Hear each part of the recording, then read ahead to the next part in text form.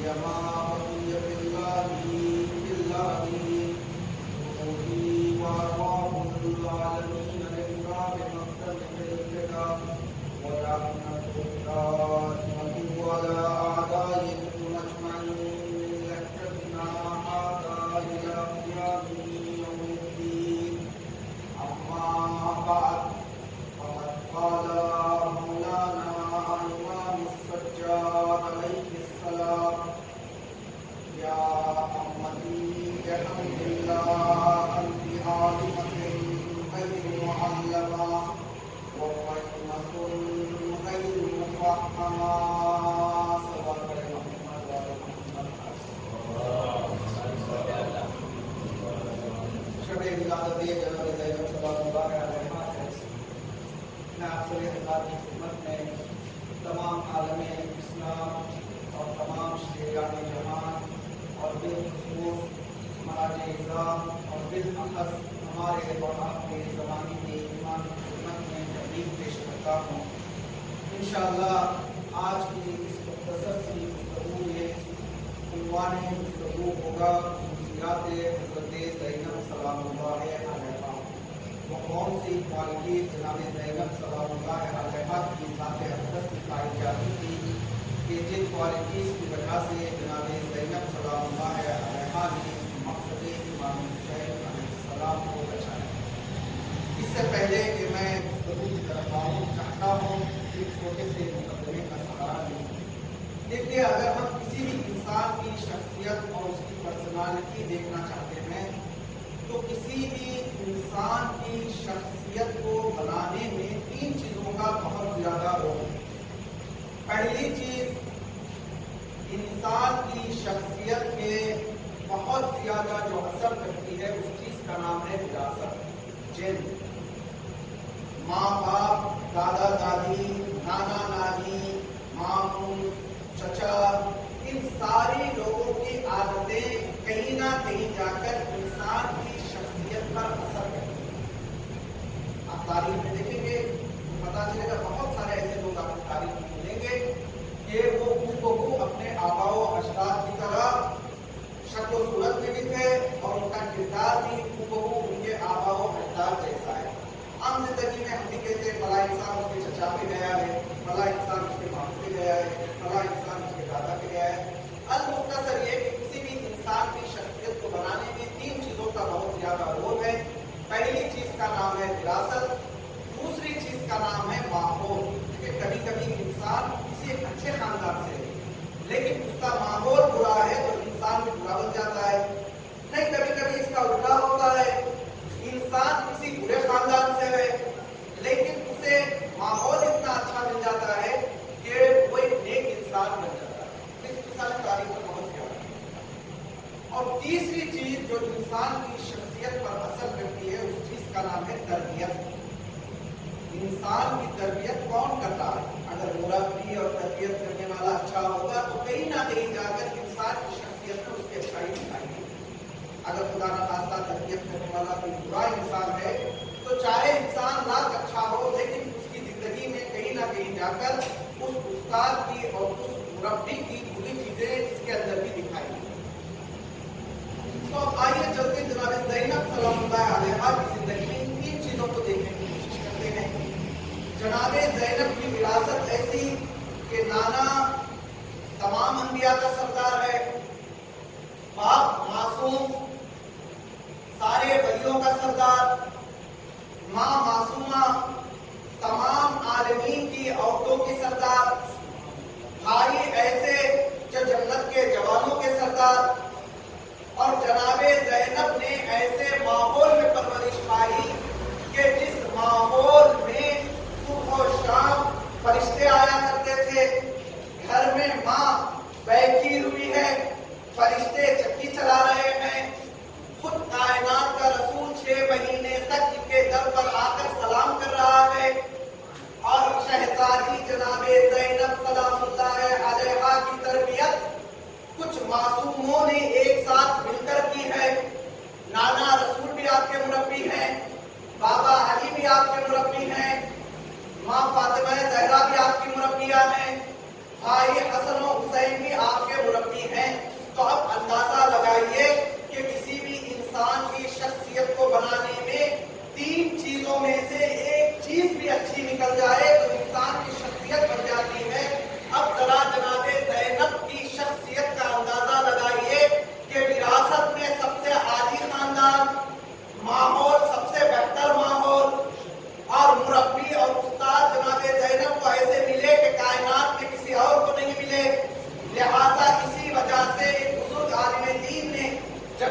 زینب سلام اللہ علیہا کے حوالے سے یہ ارشاد فرمایا کہ جناب زینب کی جو اچھی خصوصیات ہیں انہیں ہم محدود نہیں کر سکتے، مختصر یہ کہ کائنات میں جتنی اچھائیاں ہیں وہ جناب زینب سلام اللہ علیہا کی ذات میں پائی جائیں۔ اب آئیے ہم یہ دیکھنے کی کوشش کرتے ہیں کہ وہ کون سی بارز اور نمایاں خصوصیات جناب زینب کی ذات کے اندر پائی جاتی تھی جو بہت ہی زیادہ آپ کی ذات میں دکھائی دیتی تھی۔ اب اس کے کہ میں پھر کچھ صفات کو آپ کے سامنے پیش کروں، میں چاہتا ہوں پھر ایک چھوٹے سے مقدمے کا سہارا لوں تاکہ بات اچھی طرح سے آپ تک پہنچا سکے۔ دیکھیے قرآن مجید اگر آپ کھول کے دیکھیں گے تو قرآن مجید میں آپ کو دو لفظ ملیں گے۔ کچھ جگہ ملے گا یا ایھا الذین اسلموا، کچھ جگہ ملے گا یا ایھا الذین آمنوا۔ کچھ جگہ خدا یہ کہہ رہا ہے کہ اے وہ جو اسلام لے آئے، اور کچھ جگہ پر خداوند عالم یہ کہہ رہا ہے کہ اے وہ جو ایمان لے کے آئے۔ لیکن اسلام لانا بہت ہی آسان ہے۔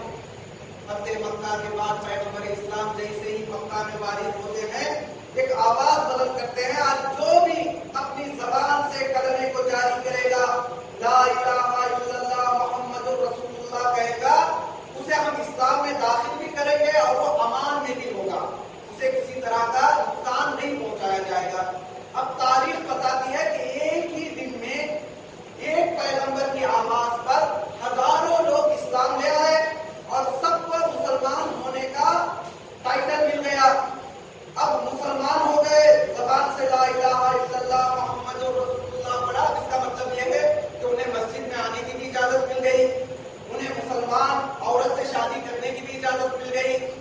اگر ان کے باپ مسلمان ہیں تو باپ کے انتقال کے بعد میراث میں انہیں اسلامی اعتبار سے حصہ بھی دیا جائے گا۔ دیکھیں ابھی انہوں نے ایمان نہیں لایا، یہ صرف اسلام لے آئے، انہوں نے زبان سے کہا لا الہ الا اللہ محمد رسول اللہ، یہ مسلمانوں کی لسٹ میں آ گئے۔ لیکن کچھ جگہ پر خداوند عالم نے قرآن مجید میں کہا یا ایھا الذین آمنوا۔ اگر آپ چاہیں تو گھر جانے کے بعد قرآن مجید کھول کر دیکھیے یا پھر جو ہے سرچ کر کے دیکھیے موبائل پر، جہاں جہاں یا ایھا الذین آمنوا خدا نے کہا ہے اس کے بعد کوئی نہ کوئی ذمہ داری مسلمانوں کو دی ہے۔ جیسے خدا نے کہا یا ایھا الذین آمنوا لا تأکلوا اموالکم بالباطل، اے وہ جو ایمان لے آئے ایک دوسرے کا مال باطل طریقے سے نہ کھانا۔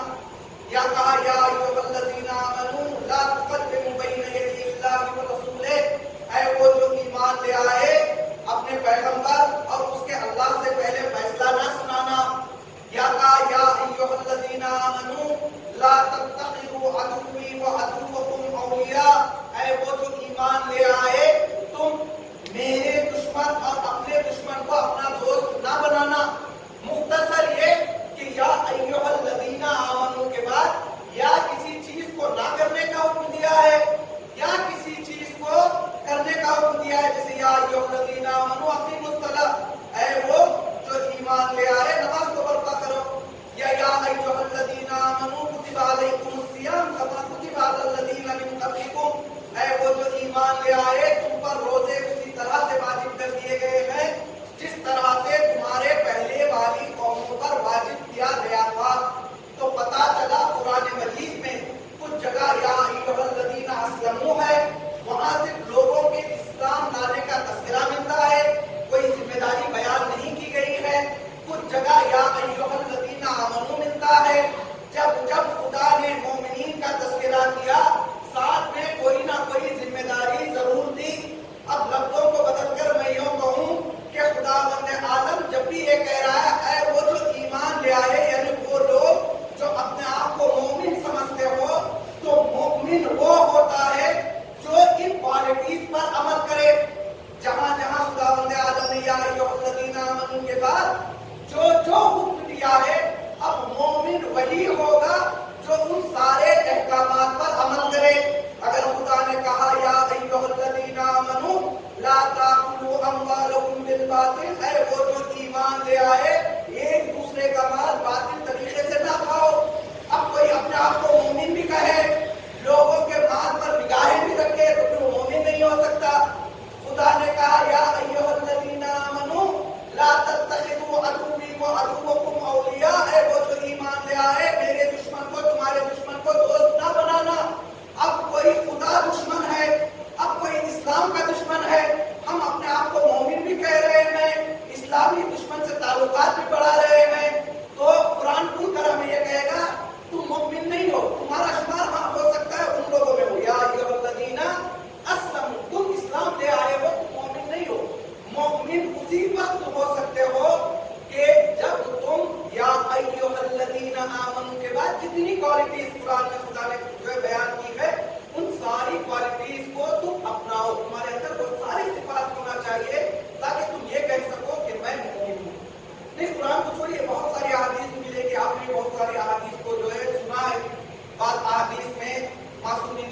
4 صفات مومن کے اندر ہونی چاہیے، 7 صفات ہونا چاہیے، 8 صفات ہونا چاہیے، لیکن میں نے ایک روایت رسول اسلام سے دیکھی، اس روایت میں رسول اسلام نے کہا مومن اس وقت تک مومن نہیں ہو سکتا جب تک اس کے اندر 103 صفات نہ ہو۔ اگر ہم اپنے آپ کو صرف یہ کہیں کہ ہم مومن ہیں کیونکہ مولا کے چاہنے والے ہیں، نہیں، قرآن میں جو کوالٹیز ہیں، احادیث میں جو کوالٹیز ہیں، جب تک وہ ساری کوالٹیز ہمارے پرسنالٹی میں، ہمارے وجود کے اندر نہیں آ جائیں گی، اس وقت تک کوئی انسان یہ کلیم نہیں کر سکتا کہ میں مومن ہوں۔ ہاں، ہو سکتا ہے ہم کہیں کہ ہم مسلمان ہیں، لیکن مومن کے لیے ساری کوالٹیز کا انسان کے وجود کے اندر آ جانا بہت ہی زیادہ ضروری ہے۔ مومن کی بہت زیادہ کوالٹیز ہیں، قرآن مجید میں 300 سے زیادہ ہیں، احادیث میں جیسے ایک ہی روایت میں 103 صفات بیان کیے گئے ہیں۔ ان میں سے موضوع کے مد نظر، کیونکہ ہمارے یہاں جو ہے موضوع ہے خصوصیات حضرت زینب سلام اللہ علیہا، موضوع کے تحت میں کچھ خصوصیات کی طرف اشارہ کروں گا کہ مومن کی خصوصیات کیا ہیں۔ سب سے پہلی خصوصیت، قرآن میں بھی اس کا تذکرہ ملتا ہے، احادیث میں بھی اس کا تذکرہ ملتا ہے، مومن کی یہ خصوصیت یہ ہے کہ مومن ایک جگہ رکا نہیں رہتا ہے، بلکہ حالات کے مد نظر وہ ہجرت کو اختیار کرتا ہے، مائگریشن کو وہ قبول کرتا ہے۔ اگر حالات صحیح نہیں ہیں تو ایک جگہ سے دوسری جگہ مائگریٹ ہو جاتا ہے۔ مومن کی علامت یہ ہے کہ وہ اپنے دین کو بچانے کی خاطر ہجرت کرتا ہے، اور ایسا نہیں کہ قرآن میں خدا نے کہا، معصومین نے حدیث سے بتایا، تب سے سلسلہ شروع ہوا۔ قرآن کی تاریخ آپ دیکھیے، حضرت ابراہیم نے مکے کی طرف ہجرت کی، یا خود رسول اسلام نے مکہ سے مدینے کی طرف ہجرت کی، یا آپ کے چچا رسول کی ہجرت سے پہلے جناب جعفر نے اپنے اہل و عیال کے ساتھ حبشہ کی طرف جو ہے مائگریٹ کیا، یا بعد میں بھی دیکھیں شہزادی فاطمہ معصومہ سلام اللہ علیہا نے اپنے بھائی کی محبت میں مدینے کو چھوڑا، مرد اور دوس کے ارادے سے مائگریشن کو اختیار کیا۔ تو پتا چلا روایات میں بھی بہت زیادہ تاکید ہے، قرآن میں بھی زیادہ تاکید ہے، انبیاء کی بھی سنت ہے، معصومین کی بھی سنت ہے، اولیاء اور امام زادوں کی بھی سنت ہے کہ حالات کے مد نظر انہوں نے ہجرت کو اختیار کیا۔ لیکن اگر ہم غور سے دیکھیں، قرآن کا مطالعہ کریں یا تاریخ کی طرف دیکھیں یا روایات میں ڈھونڈنے کی کوشش کریں، تو پتا چلے گا کہ ہجرت صرف یہ نہیں ہے کہ ایک جگہ سے دوسری جگہ چلے گا، نہیں، اگر آپ غور کریں گے تو آپ کو پتا چلے گا کہ ہجرت کس طرح کی۔ ایک ہجرت مکانی ہوتی ہے، جیسا کہ میں مثال دی، ایک جگہ دین آپ کا محفوظ نہیں ہے، لوگ آپ کے دین پر آپ کو باقی رہنے کے لیے نہیں دے رہے ہیں، تو آپ اس جگہ کو چھوڑ کر دوسری جگہ چلے جائیں گے، یہ ہو گئی ہجرت مکانی، ایک مکان سے دوسرے مکان کی طرف آپ مائگریٹ کر رہے ہیں۔ لیکن ہجرت کی دوسری قسم ملتی ہے جسے علماء نے ہجرت عقائدی کا نام دیا ہے، بلیف مائگریشن۔ یعنی کیا ہوتا ہے، اس میں انسان ایک جگہ سے دوسری جگہ نہیں جا رہا ہے، انسان تو وہیں کا وہیں ہے، لیکن جو عقیدہ اس کے دل میں تھا اس عقیدے سے ہجرت کر کے دوسرے عقیدے کی طرف آ رہا ہے۔ میں مثال پیش کرتا ہوں، ایک شخص تھا آٹھویں امام کے زمانے میں جس کا نام تھا راسل جارود۔ راسل جارود آٹھویں امام کی خدمت میں آتا ہے اور آنے کے بعد کہتا ہے کہ مجھے آپ کے دین کے بارے میں کچھ معلومات چاہیے۔ امام اور یہ بیٹھتے ہیں، آٹھویں امام ٹھو اسے سمجھاتے ہیں کہ یہ ہمارا دین ہے، یہ اس کے عقائد ہے۔ گفتگو کے آخر میں راسل جارود کہتا ہے کہ مولا رضا، آپ کی گفتگو صحیح ہے، میں آپ کو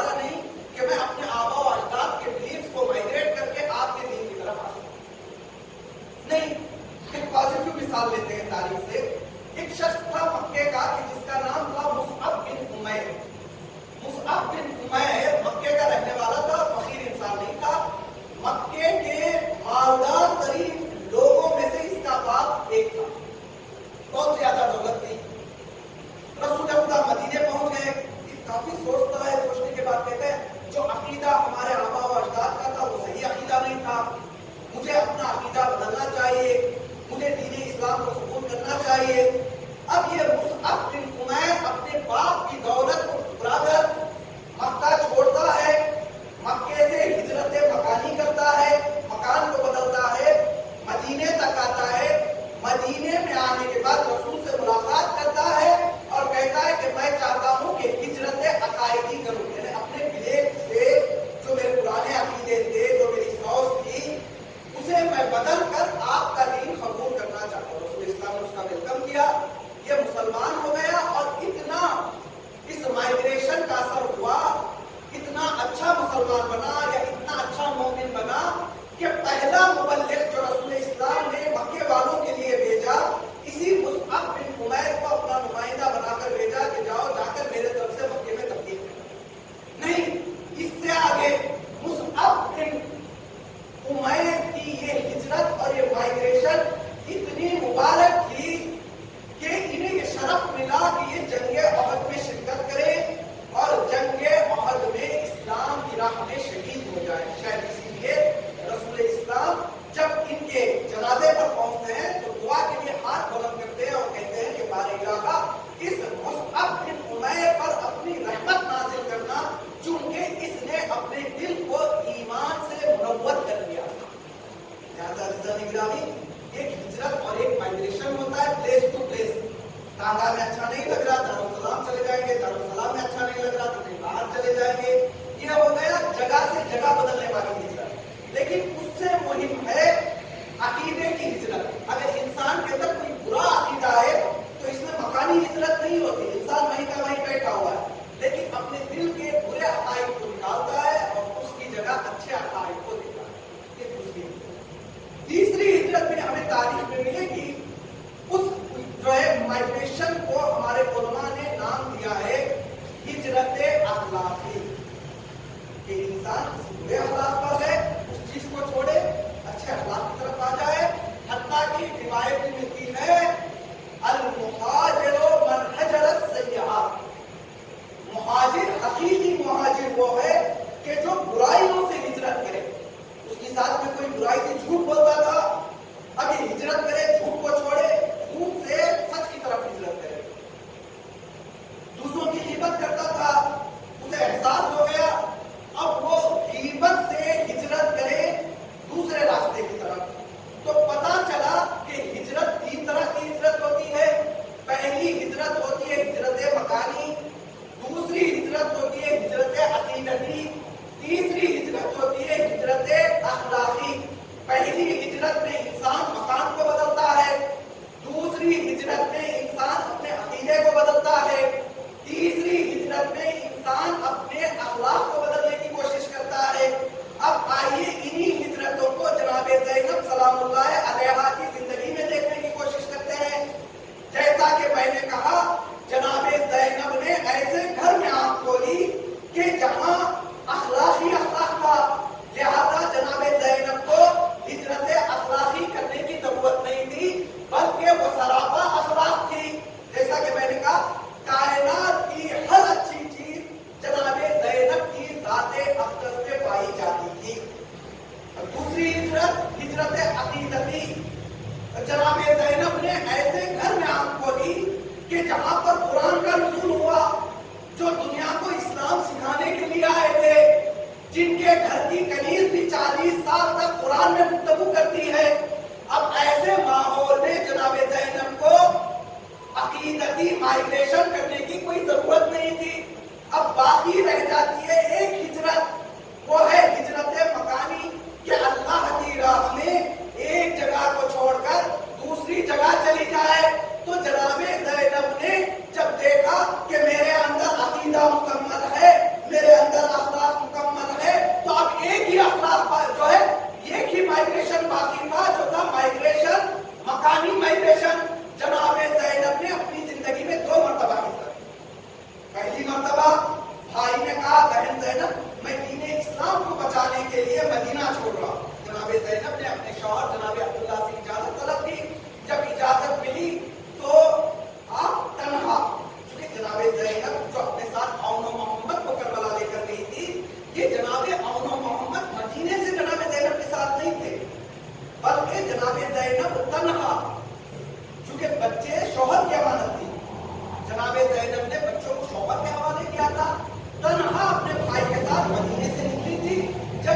काफिला मक्के से करबला के लिए निकल रहा था 6 महीने बाद, और जब मक्का छोड़ चुके थे, जब मक्के से 7-8 किलोमीटर आगे निकल चुके थे, तो इमाम हुसैन अलैहिस्सलाम ने अचानक से ये हुक्म जारी किया कि भाई अब्बास कुछ देर के लिए यहाँ पर खेमे लगाओ।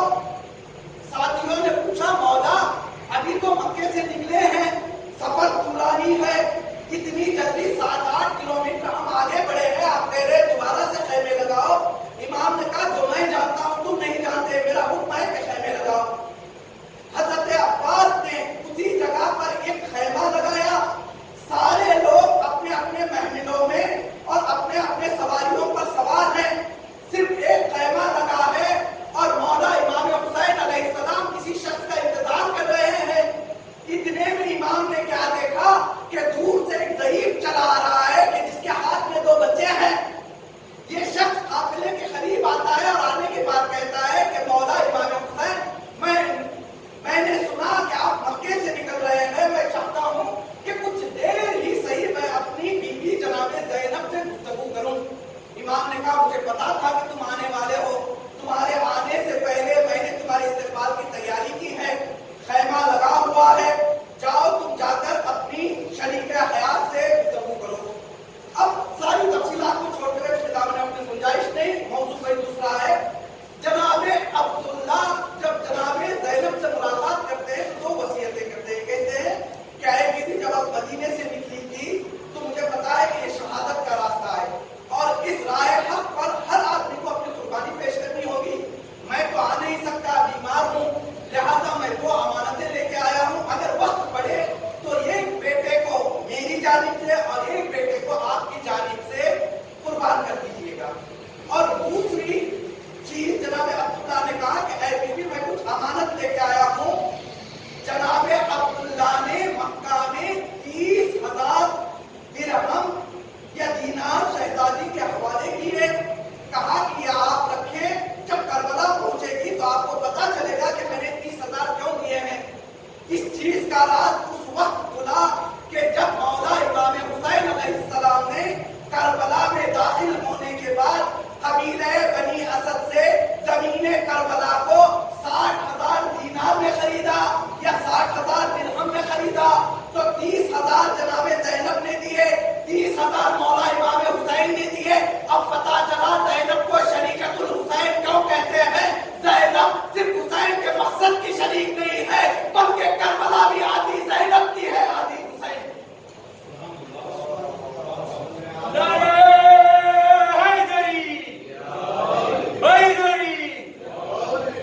जनाबे ज़ैनब सलामुल्लाह अलैहा ने हक की राह में पहली हिजरत की, वो हिजरत की भाई के साथ मदीने से मक्का, मक्के से करबला और करबला से फिर इमाम के पैगाम को पहुंचाने के लिए बीवी ने कूफे का सफर किया, फिर कूफा से शाम, फिर शाम से करबला, फिर करबला से बीवी वापस मदीना आई। ये पहली हिजरत। और तारीख में एक दूसरी हिजरत मिलती है जो बहुत ही ज्यादा इख्तिलाफ वाली है। बहुत 3 तरह के जो है नजरियात हैं। कुछ उलमा ने ये लिखा कि नहीं, जनाबे ज़ैनब जब शाम से वापस मदीना आई तो कुछ 1 साल जिंदा रही और जनाबे ज़ैनब मदीने ही में रही और मदीने ही में आपकी शहादत वाक़ई हुई और आपकी कब्र मुबारक भी मदीने ही में बनाई गई। कि मैं अहले सुन्नत के उलमा का नजरिया नहीं बयान कर रहा हूँ, बल्कि अहले तशय्युअ हमारे बुजुर्ग उलमा ने जो हमसे ज्यादा इल्जाम देते, उन लोगों ने एक नजरिया लिखा और उसकी कुछ दलीलें भी दी। दामन में भी गुंजाइश नहीं और मुनासिब भी नहीं है कि मैं उन बड़ी दलीलों को यहाँ पेश करूँ और जो है वक्त ज्यादा है।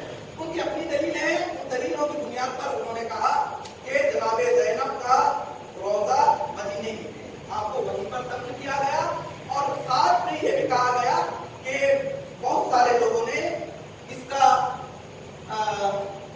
यानी इशारा किया कि जनाबे ज़ैनब की कब्र जो है बक़ी ही में हो। ये तस्वुर है, कोई मजबूत बात नहीं है, लेकिन किताबों में तस्वीर।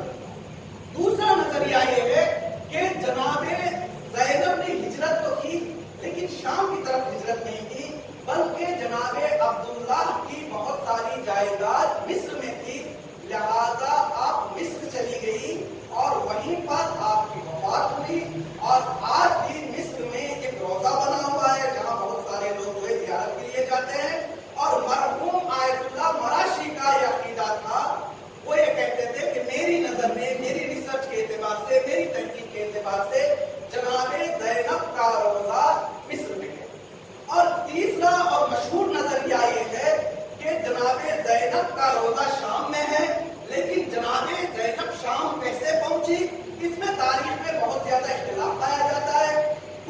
روایتوں میں یہ ملتا ہے کہ یزید کو جب خبر ملی کہ یہ مدینے میں امام حسین کا غم منا رہے ہیں اور امام کے مقصد کو جو ہے پھیلا رہے ہیں، تو یزید نے دوبارہ حکم جاری کیا کہ ان کو دوبارہ گرفتار کر کے شام لایا جائے.